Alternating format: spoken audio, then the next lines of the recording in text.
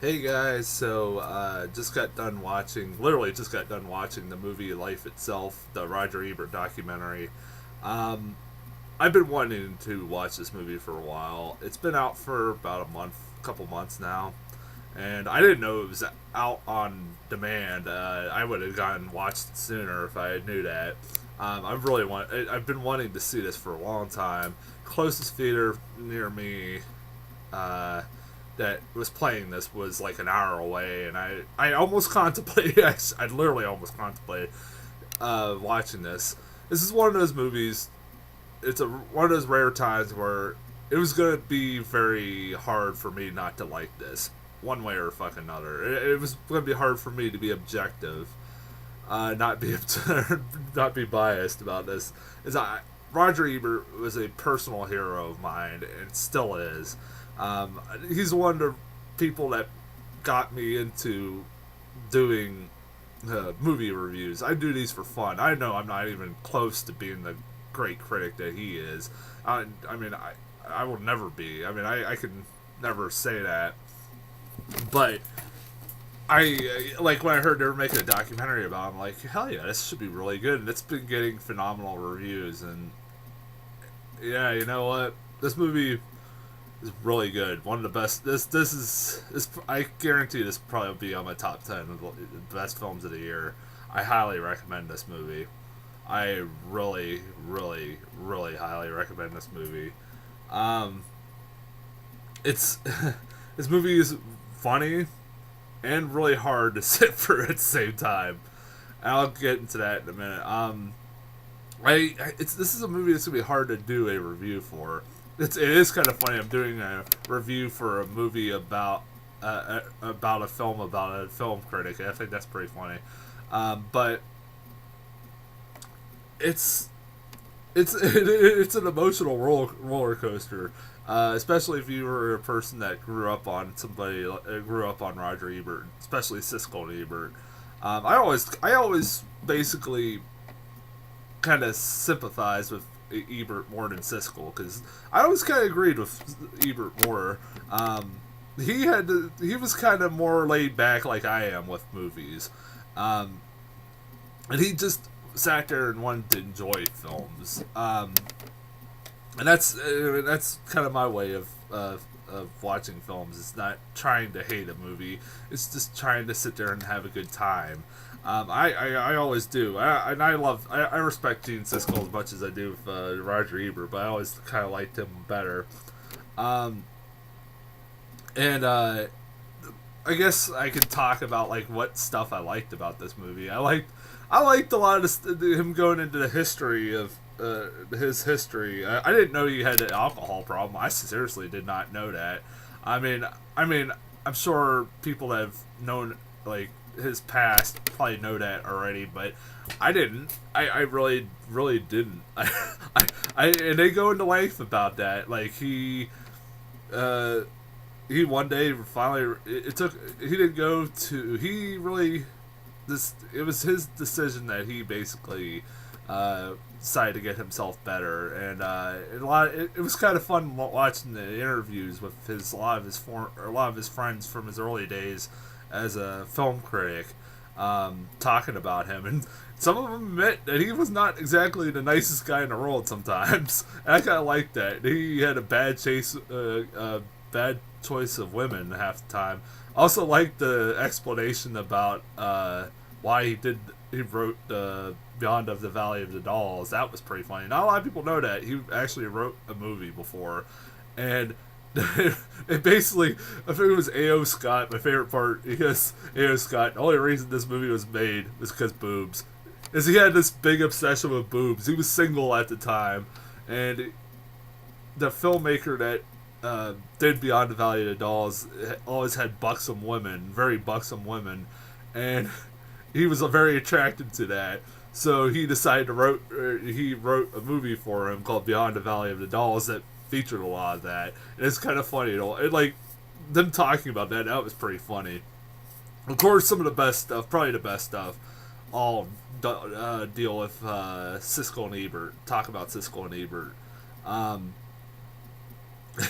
I particularly like the very early footage, like when they first started back in the 70s, and seeing Gene Siskel with a full head of hair and the most epic mustache I've ever fucking seen in my entire life. I fucking love that mustache. That mustache is hysterical. And even his wife, they have interviews with Gene Siskel's widow. She talks about how ridiculous he looked in that mustache. He did, but it was fucking great. And it was kind of funny to watch the first footage of the show when it first aired, because it wasn't very good. It wasn't. Like, they were still very getting new to the idea of being on television, and like somebody said, they weren't your typical TV stars. They didn't look like your typical TV stars, but they became icons. And like I've always said, they made film criticism cool.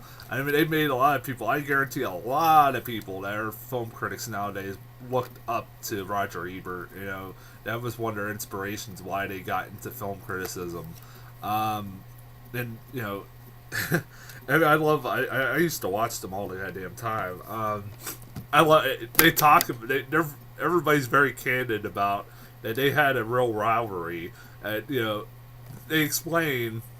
I like how they explain why there was such a rivalry, because Gene was from the Chicago Tribune and Roger was from the Chicago Sun-Times, and they were rival newspapers. And I think at one point they say that when they first brought the idea to them about doing a TV show together, they said they would work with anybody but them, but the other person.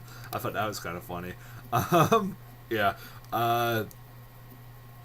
But of course, you know, they talk, like they show some really great clips of them arguing. A lot of behind the scenes clips of them arguing, and how, you know, they used to, you know, that what you saw on TV was about as real as it gets.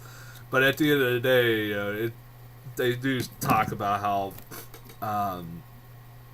they really respected the hell out of one another. At one point, I think Siskel's wife talks about how you know, Siskel at one point said to her that, you know, Roger's an asshole, but he's my asshole. I like that. I kind of like that quote. That was cute.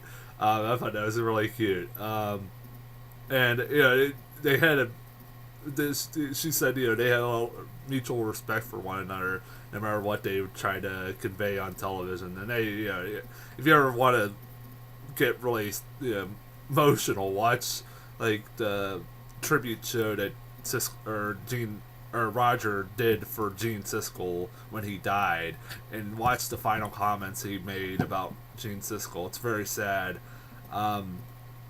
Now, while I say this movie is fun to watch, and there's a lot of fun stuff to watch about, this movie is very hard to watch too. It doesn't pull any punches. It doesn't. I'm glad it doesn't. It shows most of this movie is. This movie was filmed while Roger was still alive. In the last 5 months, he was still alive. It starts out like on December of 2012, and he had to go back into the hospital because he had a hairline fracture.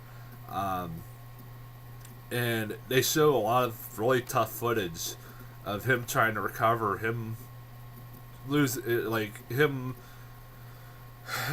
breaking down and like literally crying, and rehabilitation, because, you know, he isn't sure if he wants to do this anymore. There's a lot of tough moments like that in this movie, and but at the same time they show him how much excited he gets talking about films, or how excited he gets about maybe going to see a new movie. They would deliver movies to him in his hospital so he could watch them. That's awesome. I've always heard stories that, like, up to his dying, like, years, he had, like, his own private movie theater that he could watch movies. I mean, he was that well respected. I also really love the stories about his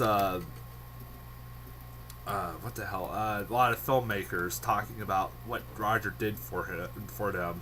Like Warren Herzog talking about, he was a guy that I think one of his best lasting legacies is that he promoted a lot of small filmmakers. He went out of his way. If he saw a movie from a small filmmaker that he really loved, he would promote it to death, and he would try to make these people big names. Including one of my favorite parts of this whole movie, where I think it was 1967. I forget what movie it was. He saw a movie and he said about the director. He said something along the lines that within 10 years, this guy will be one of the greatest directors ever, and it ended up being Mark Scorsese. He wasn't fucking lying. And Martin Scorsese's in this, and he has one of the best stories in this whole movie where he talks about. I didn't know Scorsese had a drug problem and was doing cocaine, and he was down in the dumps and depressed as hell. And Roger Ebert and Siskel both decided to honor him at a film festival, Cannes Film Festival, I think. And he still has the plaque that they gave him sitting on his wall. He said he sees it about every day, and it was a really cool story. And Martin Scorsese actually gets emotional watching that, talking about that. And it's also awesome to see. Like I said, there's a lot of interviews with a lot of young filmmakers that he made their careers by talking about them. And I think that is awesome. That's what film critics should do, is promote small movies that and I usually the only reason I don't see a lot of these small movies is because my movie theater just plays whatever blockbusters out there. They rarely play any like small independent movies. Every so often we'll get one. Like this week I got like Boyhood, which I've been hearing really good things about. It's 3 hours long. I don't know if I want to sit for it, but maybe I'll try to get around to watch it. I'm hearing really good things about it. What else? This movie, it's hard not to get teary eyed for this fucking movie. Oh god, I was sitting there like I having a hard time watching this movie, particularly when towards the end, where last 30 minutes they talk about Gene Siskel's death and how that affected Roger really bad, and like talking about Gene Siskel and the fact that I didn't notice, did not tell Roger he was terminally ill, and that hurt Roger a lot. That was interesting. They also talk about how the hairline fracture came about. I didn't notice either. I think it wasn't very public either. That Roger Ebert, they had basically just found tumors in his spine, and he only had 6 months to live. And this was filmed like probably January, February, and he only lived about 4 more months, and that's about it. It's not very shy about some of the harsh things that went on. Man, what else? Yeah, especially the last 5 minutes. Try not to get 10 minutes to get emotional when his wife talks about his last moments. She actually does talk about his when he died, and how he did not want to fight anymore, and it's really tough. Even talking about it's really tough. It's really sad. I've had a lot of people I know die from cancer, and that was tough to. This movie was tough, very tough to watch, and see somebody I grew up watching, and go through all that, and seeing the harsh realities of it. It was tough, but I always said this about Roger Ebert. I thought it was really awesome. Pretty much up to the week he died, he was still reviewing movies. That's how much he loved movies. Even through his sickness, that's the one thing that kept him. He said it a couple times in this movie that kept him going, is that his love for movies and getting to review them. I wish I could be. I mean, I wish I could be the half the critic that he is, man. I mean, that's fucking awesome. I highly recommend this movie. This movie is, like I said, very hard to watch, and it is. You will get teary eyed. You will be bawling like a baby by the end of this movie, especially like I said, the last 10 minutes with his wife talking about the last minutes, the last minutes of his life, which was very candid. And I thought that was awesome that she told that story. Um, but I again highly recommend this movie.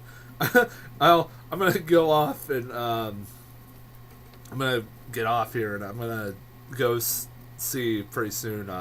As above, so below. Until then, I'll talk to you guys later.